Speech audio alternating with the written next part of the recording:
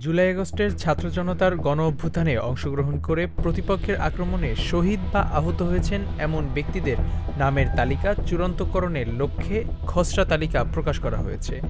২১শে ডিসেম্বর শনিবার গণ-অভ্যুত্থান সংক্রান্ত বিশেষ সেল থেকে পাঠানো এক বিজ্ঞপ্তিতে এ তথ্য জানানো হয়েছে।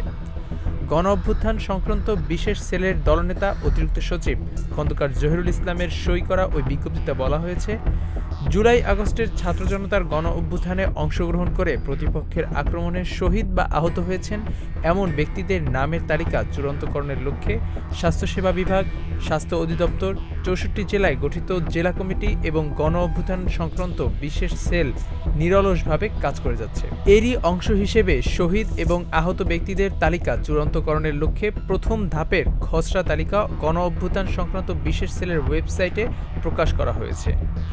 প্রথম ধাপের উল্লিখিত খসড়া তালিকা দুটি আগামী ২৩শে ডিসেম্বর পর্যন্ত সর্বসাধারণের জন্য উন্মুক্ত থাকবে। বিজ্ঞপ্তিতে বলা হয়েছে, প্রকাশিত খসড়া তালিকা দুটিতে শহীদ ও আহত ব্যক্তিদের নাম, ঠিকানা ও অন্যান্য প্রাসঙ্গিক তথ্যাদি যাচাই, সংশোধন, চূড়ান্ত করতে শহীদ ও আহত ব্যক্তিদের পরিবারের সদস্য, ওয়ারিশ, প্রতিনিধিগণকে মতামত প্রদানের জন্য অনুরোধ করা হলো।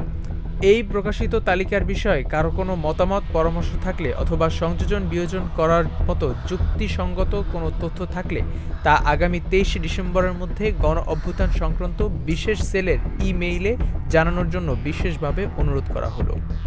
জুবায়ের জারিরের রিপোর্ট, heavenTV.press।